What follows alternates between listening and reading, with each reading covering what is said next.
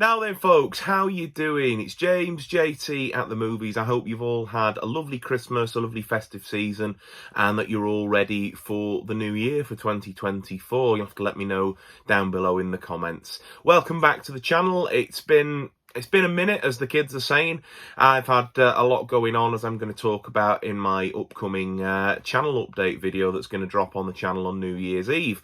But that's not what we're going to talk about today. We're going to talk about everything that I've picked up since November of 2023 and my Christmas 2023 haul. I was lucky enough to get given some money from family, as well as my sister and my lovely girlfriend buying me some Blu-rays and 4Ks as well. So I'm going to show you everything that I've picked up or been gifted in the last couple of months. As always, we'll dive straight in to the DVDs. So the first one that I want to show you is True Confessions. Now, I picked this up based on the cast alone. It's got the two chaps from The Godfather, so, I mean, really, what more is there to like? I couldn't not pick this one up. So the next one is an American release that I got from my friend Zach. Now, anybody that's been on the channel for a while will remember that my good friend Zach, who I was once in a band with, he's a superb bass player, but that's by the by, also dabbles in a bit of buying and selling second-hand DVDs and Blu-rays, and every now and then he'll get an absolute sort of shed load of them in, and then before he goes to CEX and car boot sales and Facebook Marketplace and eBay and whatever else, he'll give me and my mate Phil as well, who's also in the band with us, first refusal on them. So he called us round and we had a bit of a catch-up, went for some food, but he says, I've got a load to look through, and so there's going to be a few in this that I'm going to show you. But this one, as I say, is an American release of all the Pierce Brosnan James Bond films. So while I have got an international, region free player, I won't ever be playing this, but I thought that it would be, an interesting little, tidbit for my James Bond collection. So that is the Pierce Brosnan James Bond films. The next one was another one from Zach. It is Hugh Grant in music and lyrics. And then this one, again, another one from Zach. It is Frankie and Johnny. The premise sold me on this. I've never heard of it before, but the premise and the cast were enough for me to go, yeah, I'll have that. And again, this time, I paid him for them last time, but this time he wouldn't take any money from either me or Phil that took a stack of these away. So thank you very much for that, buddy. I really appreciate it. This next one, I'm going to need to print some cover art for, but the disc was in good nick. And again, because it was free, I thought, well, do you know what? I'll have it. And it is Smokey and the Bandit, Part 2 and 3. So it did have the artwork, but the home that it had obviously come from, it hadn't been looked after, and even putting it into a new case wouldn't have salvaged it. So all I'm going to do is get the artwork off the internet, and then when I go and get the next run of band posters printed, I'm just going to get the local print shop to print me a cover, and then Bob's your uncle, it's on the shelf, it won't bother me, it's not going to have cover reprinted on it like CEX, so there we are. The next one's one that I'd not heard of at all, but I read on the cover, Francis Ford Coppola Presents, and again, it was from the haul from Zach. It is Kionis Katsi, and I hope I've pronounced that right. That's quite a mouthful there. Somebody's going to come down in the comments and correct me on my pronunciation, and please do if I've got it wrong. But yeah, the premise and the fact that it's got Francis Ford Coppola involved was enough for me to go, do you know what? I'll take a punt. And then another James Bond themed disc this time. This is a documentary, The Cars of the Bond Movies. Now, I picked this up in the local Scope charity shop. I've not seen this documentary before as far as I'm aware, but obviously I'm a Bond nut, so I'm interested to check it out, and I'm also very keen to add it to my Bond collection.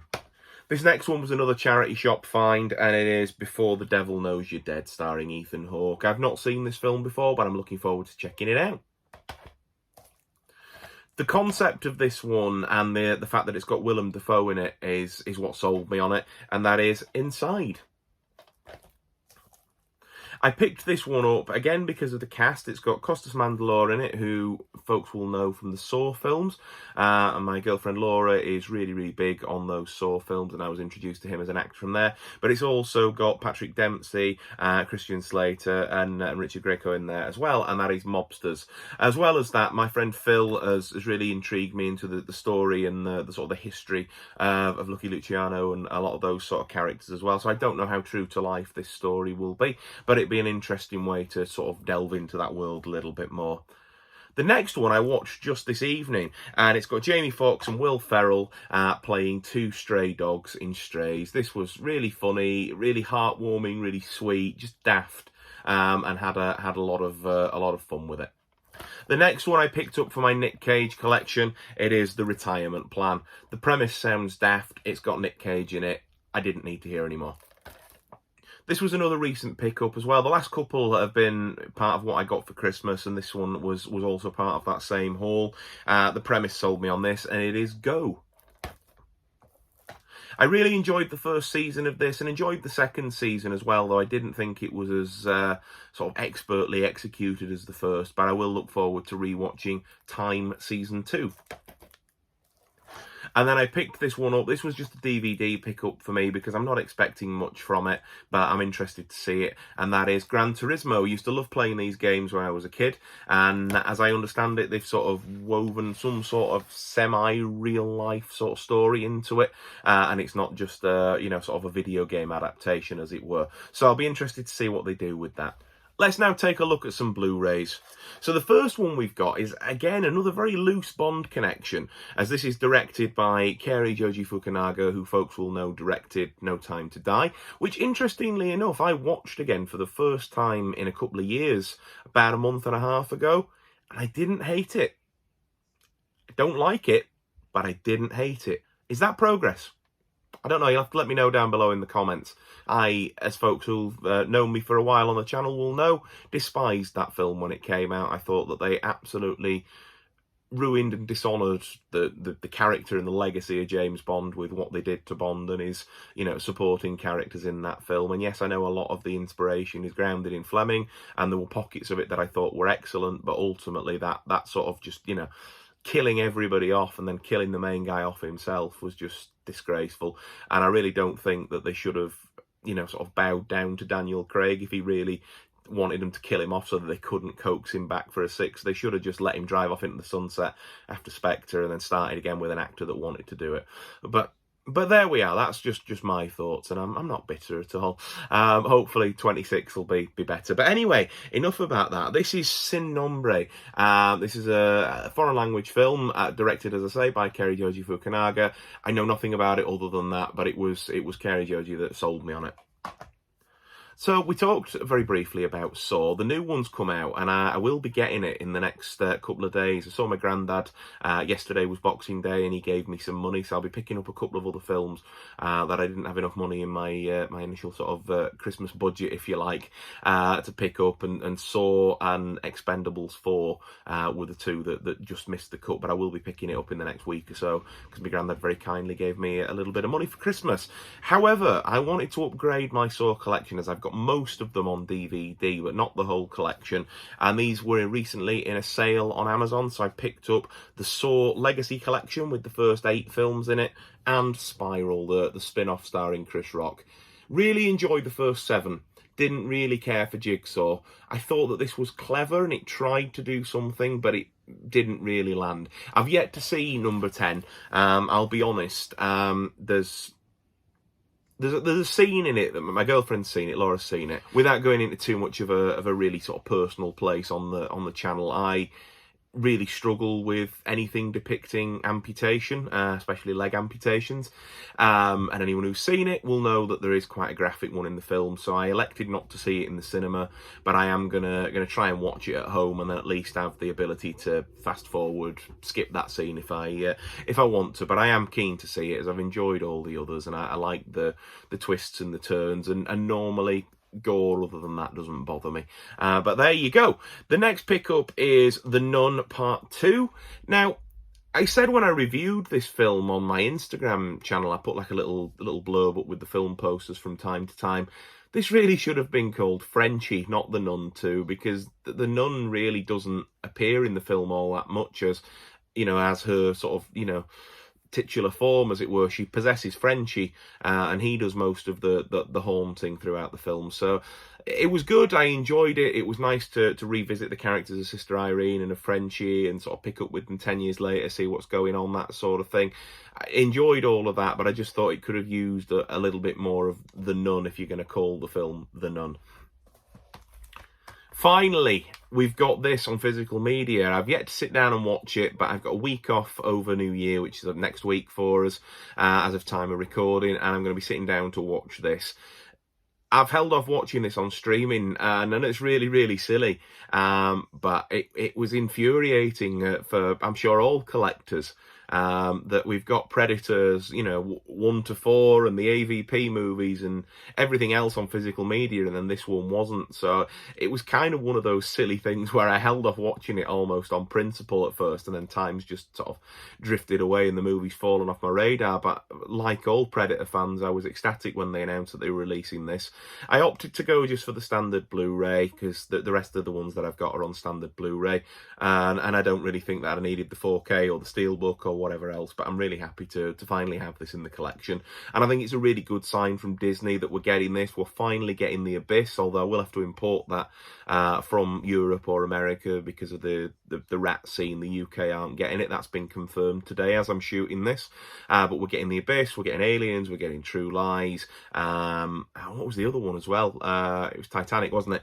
But we're getting all the Cameron ones that we've been missing on high def for years. So I think it's a really good sign that Disney are actually listening to us as fans and as collectors and to their audiences. They've released some of the Disney Plus stuff.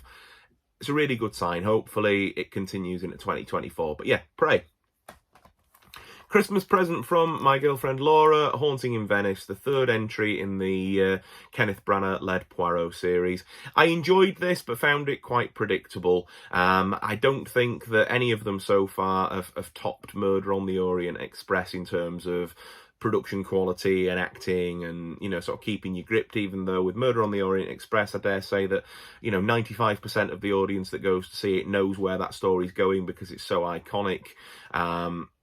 It still manages to keep you gripped, whereas with this one, whilst it kept me gripped, I was able to predict within the opening 20 minutes and meeting the whole cast of characters how it was gonna shake down. And for this sort of film, I kind of want to be an audience surrogate, in there with them, and well, I am the audience, aren't I? But you know what I mean. I kind of want to be an unofficial cast member and try to solve the mystery along with them. I don't want it sort of handed to me on a plate, and I kind of felt like this one did that a little bit. But that's not to say that I didn't enjoy it. I did have a really good time with it, and I'll be rewatching it soon. Haunting in Venice. This next one is a contender possibly for my film of the year. I kid you not. I can't remember the last time I had such an emotional response to a film and enjoyed a cinema experience so much, apart from one other film that I'm going to show you in this list, which you'll probably discredit my taste in film when I show you what it was. But this one absolutely just moved me, and I was familiar with the story that it's based on. I love Michael Caine as an actor, and the fact that this is obviously his farewell to cinema, and just how, in my opinion, perfectly he acts and is in this film just was great. And then the story as well. If you haven't seen, I would thoroughly recommend picking up The Great Escaper. Picked this up to complete the trilogy. I haven't actually seen part 2 yet, so I'm going to have to watch that before I get to this. But it is Denzel Washington, one of my favourite actors of all time, in The Equalizer Part 3. Now, really cheesy, but with things like this, when they've got a really obvious sort of pun in there, I always wonder why they don't call it the Threequalizer or whatever. And I remember saying it a few years ago when they did Deep Blue Sea. They could have called it, Deep Blue Sea 3. They could have done Deep Blue 3. But then again, I guess that's just me being really cheesy. Another Christmas one that I picked up was Spider-Man Across the Spider-Verse. I haven't seen this one yet. Really enjoyed the first, so looking forward to checking this one out. Didn't manage to catch it in the cinema and didn't fancy paying the full price $15 when it came out. Was happy to wait for it to inevitably drop in the Christmas sales, which it did. So again, next week in my jollies, I'll be sitting down to watch that. And then the final one was an import, which I believe it was a chap called Neil in the Big Paulie Facebook group made us all aware of in November, and that is Liar Liar, an import from Spain. When you open it up, it's got the British Blu-ray disc in there, or the European Blu-ray disc in there that will have been in the British release when that was available before it went out of print. But this is quite hard to get a hold of on high def, at least in the UK. And this was only a £5 imported from Spain, so it was a no-brainer. I'll probably just print another spine just to go down there that says Liar Liar, so that when I alphabetize it, it doesn't look wrong on the shelf. But there we are. Staying with the Blu-rays very briefly now, I'm going to show you some boutique, some special edition Blu-rays, as I always do, before I show you the 4Ks that I picked up this month, or rather this period. And 4Ks for me is almost unheard of. But there we are. The first one is an Arrow release, and that is Joe Dante's Matinee. The next one was a film that I couldn't believe I didn't have in the collection. And when I sort of scanned through the collection that I've got logged on my phone, as a lot of us do, when I was looking in the HMV sales yesterday, I couldn't believe I didn't have it, so I had to pick up on the premium collection, Trading Places. This next one I didn't have. I thought that I did, but again, checked the phone, checked the records, and it's a Jimmy Stewart one that I didn't have. I'd not heard of this one before, but it is The Shop Around the Corner. And then the last boutique title to show you is an 88 films release, a limited edition release at the moment, of Jean-Claude Van Damme's Double Impact. This is my favourite Van Damme film. Well, joint favourite with The Quest. I know that they're not his best films, either of those two films, this film or The Quest, but I have a lot of sentimental memories of them from being a young boy and watching all the sort of the 80s and 90s action films with my dad when I was far too young to see them. But yeah, this one, I've always loved it. I've always enjoyed the premise of it, and I like the Jackie Chan movie that's Twin Dragons, that's more or less the same plot as well. But yeah, really enjoyed this one. It was nice to revisit it in high def. The DVD quality that I've got, or rather copy that I've got, sorry, which is just somewhere in that shelf there, isn't the greatest of quality. You can see where my train of thought was there. So it's nice to have a high def copy. And like I say, when we got it, I didn't realise that it was limited to copies of 3,000. So that's really cool as well. I'm sure that they'll follow it up with a standard release as well. But yeah, watched this one last night when we got home from all the family festivities, and the transfer's really great. It's retained all the sort of the film grain and the noise that you would want in an older film. The audio's great, the picture's crisp. Really good job from 88 Films as always, and thanks so for that. So I'll show you now some 4Ks. I got this one with a voucher from work. They give us a voucher every year as a little thank you for contributions for the year. And historically they were used to go on a team meal, but since COVID they've switched to giving us Amazon vouchers. And then that's just kind of stuck as the pandemic sort of settled down. So I decided that I'd use mine on a 4K. This was reduced from 24 to 15 quid, I believe, in a recent sale. And so I wanted to pick up the 4K Blu-ray combo of Red Eye. I really enjoyed this film in the cinema, though I thought that it was maybe a bit overlong, but I did think it was largely a return to form for the director Christopher Nolan, who is one of my top 3 directors of all time, after what I consider to be the misstep of Tenet. So I decided I would pick up the 4K of Oppenheimer. We're going to rewatch this one next week in my holidays. I'm pretty much going to spend the day, or rather the week, if I could speak. I'm going to leave all this in, and you can have it all fully unedited. But yeah, I'm going to spend the week next week just catching up on my watch pile, not going anywhere, as we're supposed to get some snow here in Leeds, and just stay wrapped up warm in the house, eating Christmas goodies, watching good cinema. Sounds like a plan, doesn't it? So the last one to show you is 2 versions of the same title. Now, I only do this for James Bond, for Batman, for Star Wars, and for one other franchise, and that is Indiana Jones. This is the Dial of Destiny. On day 1, I went out and picked up the standard 4K Blu-ray combo pack, which I'll just show you here. I really love the glossy slip. It's the same artwork inside and comes with both discs. I've watched it, obviously, and it's a fantastic, fantastic transfer onto the disc, both the Blu-ray and the 4K, as I've watched it at home, and then we took it to the in-laws to watch it. This is possibly my other film of the year, and it's completely for nostalgia. Now, don't get me wrong, I've had time to digest this now. It's been out 6 months. Is it a perfect film? Christ, no. But is it a great send-off for Indiana Jones and Harrison Ford playing Indiana Jones? Absolutely it is. Did it give me everything that I wanted from an Indiana Jones film? Yes, it did. And, did it sort of rely on these tropes that have become so almost woven into the fabric of later day sequels, like killing off the hero after they come back for one last ride and things like that? No, it didn't. It actually sort of subverted a lot of them and sort of, you know, laughed in the face of some of the others. Like I say, it's not perfect. There are, you know, there are some artistic choices, there are some economic choices that this film makes with its storytelling that Steven Spielberg, if I could speak, wouldn't have made, that James Mangold, being obviously a different producer and different director, you know, has chosen to make. And there are, you know, there are bits and bobs that, you know, don't quite flow. But from a nostalgic point of view, and from, you know, memories of, again, I talk about my dad, but a young boy introducing, you know, or me being a young boy and him introducing me to Indiana Jones, you know, that Saturday afternoon years ago when my mum and sister were out and we sat and watched The Last Crusade, and I can't have been more than 7 or 8, but I was hooked. And, you know, it takes me back to a really special place with my dad whenever I, you know, revisit this world. And going into it quite sort of almost scared that they were gonna really ruin it, and this is coming from a Crystal Skull apologist as well, but, you know, really worried that they were gonna kill him off or do something really daft with it. I got everything that I wanted from this film, and yeah, it did just everything that I wanted, and I've had the best time with it, and I just think it's a great send-off. So I bought that at the beginning of December, and then I asked my girlfriend if she would very kindly get me the Steelbook for Christmas, because I bought all the other Steelbooks that they put out earlier this year in the run-up to it as well. It is a shame that the design doesn't match. You'd think that they would, you know, collaborate and coordinate with one another, these studios, because the, you know, even if Disney's done one and Paramount's done the rest, Paramount's still involved technically with the new one. You'd think there'd be some collaboration, but I do like the design nonetheless, and thankfully the spines largely match when you have them stood on the shelf, so they don't sort of look out of place. But I've yet to take it out of its J card, but that is the Dial of Destiny Steelbook with the 4K and the Blu-ray inside, so it's exactly the same discs, I know from watching other people unbox it, and I'm really happy to have it in my collection.